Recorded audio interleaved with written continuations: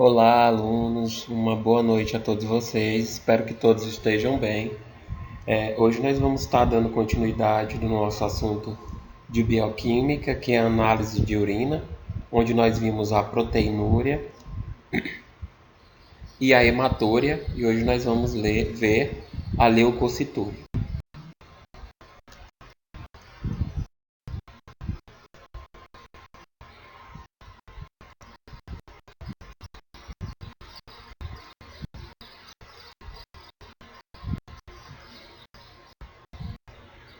Bom, a leucocitúria é um achado clínico que nada mais é do que achar presença de leucócitos na urina, tá certo?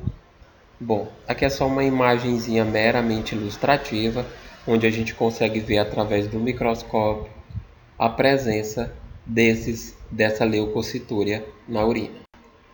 Bom, a leucocitúria ela tende a gerar bastantes erros frequentes na questão da interpretação.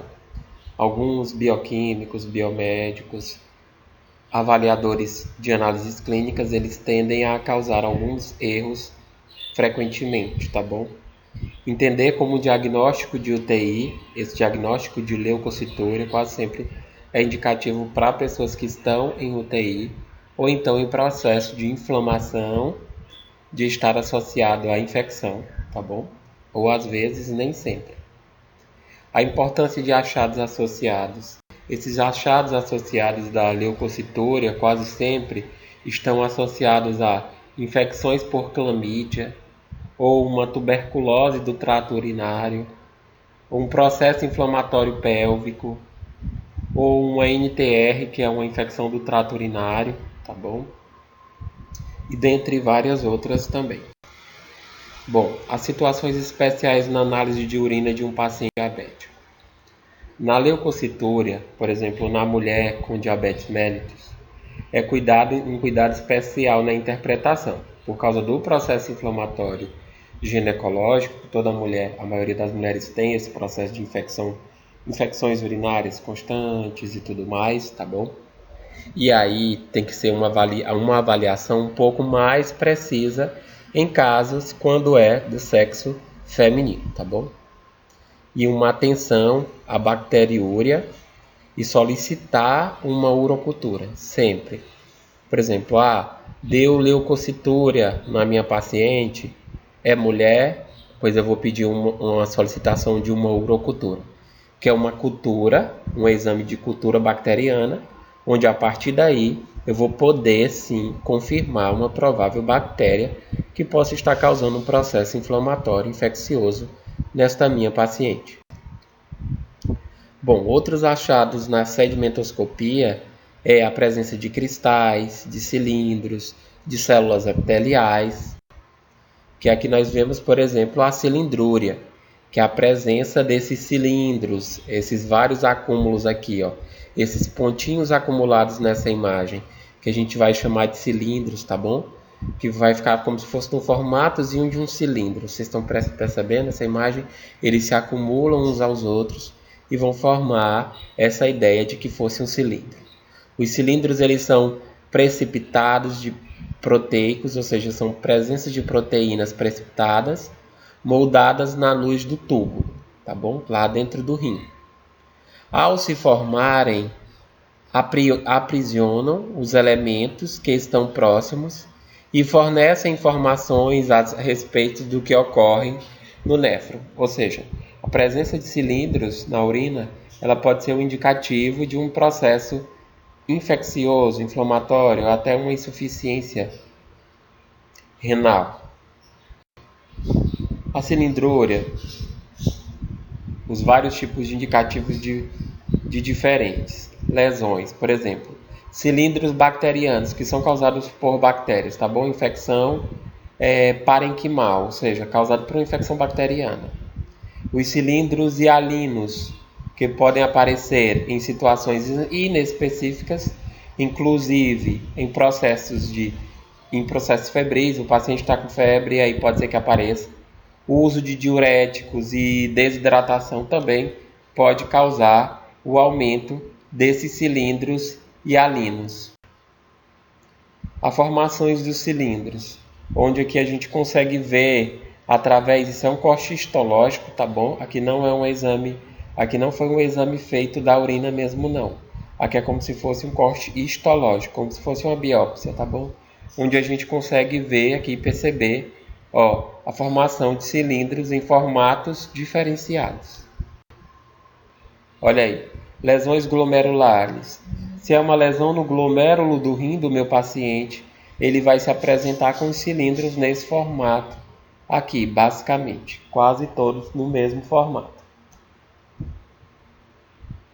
Aí são cilindros hemáticos, tá bom? São cilindros formados quase sempre pela presença de hemácias. Nós temos os cilindros leucocitários, que são formados por leucócitos, onde eles são caracterizados de uma infecção inflamatória parenquimal renal, tá bom? É um processo inflamatório no parênquima renal.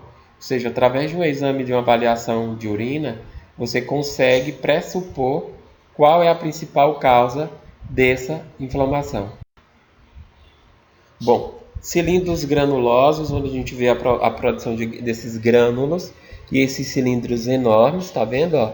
Eles são grandes e tem esses grânulos, eles bem visíveis, bem aparentes. Aqui nós vemos a cristalúria, que é a presença desses cristais, certo? Aqui nós vemos nesse formatozinho, que ele é bem bonitinho e facilmente de ser visto nas questões urinárias, quase sempre associado a algum problema renal.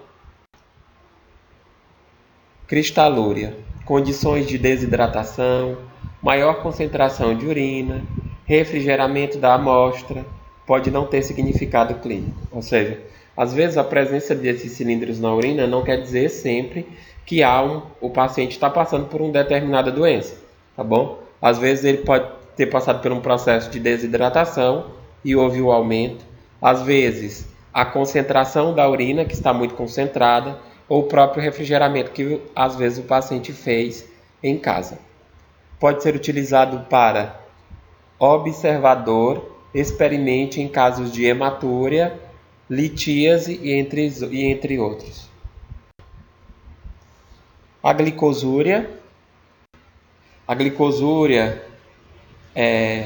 como é sem hiperglicemia, ou seja, sem esse aumento desse processo da glicemia, permite suspeitar de hiperglicemia, tá bom? Mas a glicosúria renal ocorre com glicemia normal, indicação de lesão tubular. Por exemplo, o paciente está com a questão da glicemia que ele fez do sangue. A glicemia está normal, só que, por exemplo, está tendo glicosúria na urina, presença de glicosúria na urina. E aí, é um sinal de uma lesão tubular, ainda não muito grave para chegar a afetar, tá bom? Outros achados do exame de urina, relevantes que podem ser o ponto de partida da investigação de doenças variadas, nós temos a alteração do pH, a presença de bactérias na urina e várias outras alterações também urinárias. Isso é conclusão, tá bom? Nós vamos ficar por aqui. Essa aula foi só para a gente concluir esses presentes assuntos e aí nós vamos entrar agora em um novo assunto. As conclusões um exame de urina permite diagnóstico de nefropatia, ou seja, doença renal, diabética, incipiente ou não, diversas doenças renais associadas, tanto a GN, a NT, a litíase, ou seja, alteração nos glomérulos, nos